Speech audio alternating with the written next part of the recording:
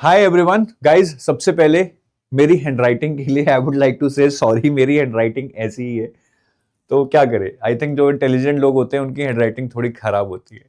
Well, coming back to the topic, all the best to the SEBI grade A aspirants who are appearing for phase 2 tomorrow.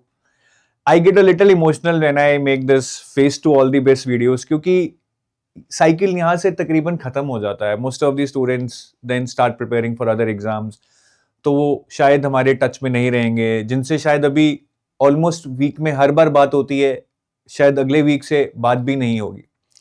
So if we could play a role in your journey, I am really thankful. हमें बहुत गर्व महसूस होता है उस चीज पर। And if we really could not meet your expectations, कुछ हमसे गलतियां हुई हैं, तो with my folded hands I would like to say sorry from my heart. ठीक है, हम परफेक्ट नहीं है, but I think the team gave their best. बहुत सारे एग्जाम्स इकट्ठे आए, सेबी भी उसके साथ आया, but the team did well and so the students they really adjusted well to the situation. और काफी लोगों ने तो बहुत अच्छी तैयारी की है, बहुत अच्छे से मार्क्स भी फोड़ रहे हैं मॉक्स में।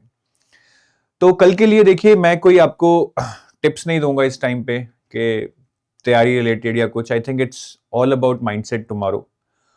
हो सकता है कि आप इस टाइम पे थोड़े नर्वस हो, थोड़ा डर लग रहा हो, थोड़ा रिजल्ट के बारे में सोच रहे हो, but one thing that you need to continuously feel now is that कल आपका दिन है।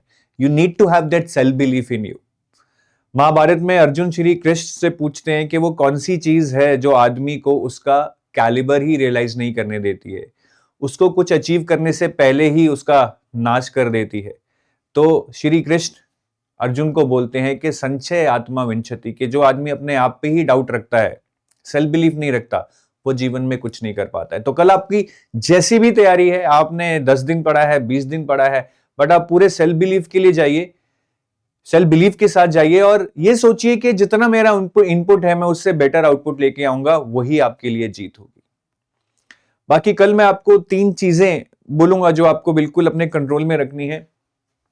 सबसे पहले है स्लीप। तो आप अच्छे से सोइएगा रात को। Tomorrow you will be no super fresh. तो आप बिल्कुल भी लेट नाइट नहीं पढ़ेंगे।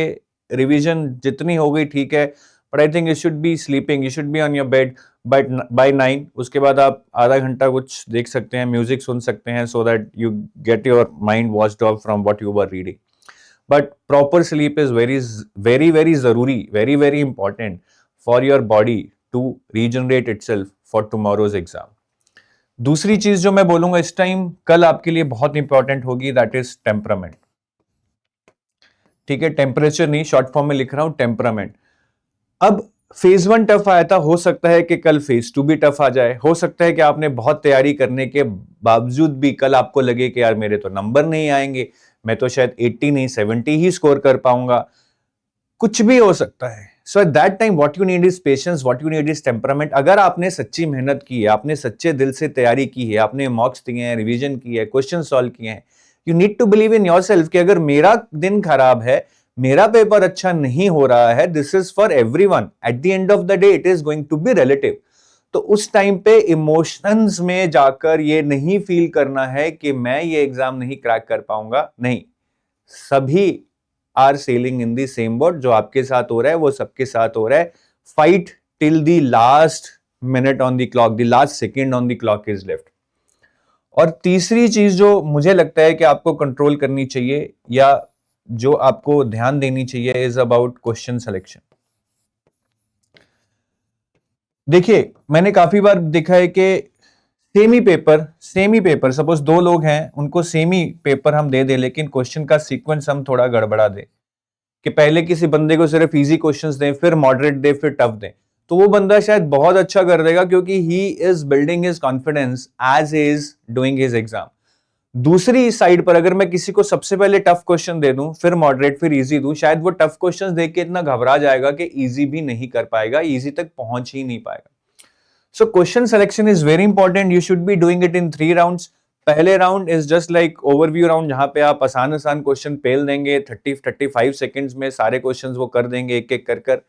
ठीक है, पर क्वेश्चन 35 सेकंड। उसके बाद आएगा कॉन्फिडेंस राउंड, जहां पे आप मुश्किल क्वेश्चन थोड़े उठाएंगे जो मॉडरेट लेवल के हैं, थोड़े ट्रिकी हैं या कैलकुलेशंस इन्वॉल्व हैं, और फाइनली सिलेक्शन राउंड जहां पे वो क्वेश्चंस उठाएंगे जो आपको अच्छे से नहीं आते, थोड़ा बहुत आइडिया है, ऑप्शंस को एलिमिनेट करना पड़ेगा, क्वेश्चंस को शायद आपको दोबारा दोबारा पढ़ना पड़ेगा, शायद हैवी कैलकुलेशंस करनी पड़ेंगी, शायद गेसवर्क भी करना पड़ेगा, बट वो क्वेश्चंस आप छोड़ेंगे नहीं क्योंकि वही आपकी सिलेक्शन डिसाइड करेंगे। ठीक है, सो ये 3 पॉइंट का आपको ध्यान रखना है। और मैं बार बार ये कह रहा हूं, कल टेस्ट आपकी नॉलेज का तो है ही, वो आपने ले ली है, but what will be more important is कि कल आप कितना स्टेबल रहते हैं, कितना स्ट्रांग रहते हैं, किस माइंडसेट से आप वो पेपर देते हैं। और अगर मन में फिर भी एक ख्याल आए कि आज मेरा शायद नहीं होगा, आज मैं रह गया हूं, तो कोई बात नहीं, रिजल्ट आपकी वैल्यू नहीं डिसाइड करता। हालांकि सोसाइटी रिजल्ट को बहुत मायने देती है, बट इंडिविजुअल लेवल पे मैं यही बोलूंगा, रिजल्ट आपकी वैल्यू नहीं डिसाइड करता, लेकिन एफर्ट मारने से आपकी आइडेंटिटी जरूर बनेगी, जिससे कभी ना कभी आपको रिजल्ट जरूर मिलेगा। तो ये बात मेरी याद रखना। और अगर रिजल्ट पॉजिटिव आ गया तो वंडरफुल, नहीं आए तो कोई बात नहीं। एज आई सेड, एफर्ट से आइडेंटिटी बनेगी, you will come out more stronger. और बहुत सारे लोग हैं जो पेपर खराब होने के बाद भी बाद में देखते हैं कि उनका नाम आ गया, इंटरव्यू देने जाते हैं। बहुत सारे लोग हैं जो पहले टाइम में पेपर नहीं क्लियर कर पाते हैं, दूसरे तीसरे में करते हैं। It's a journey which is unique for everyone. You have to write your own journey. You have to believe in yourself. So all the best for tomorrow. कल मिलते हैं पेपर के बाद. We will do some detailed analysis after the paper. See you all. Bye bye. Have a nice day. Jai Hind.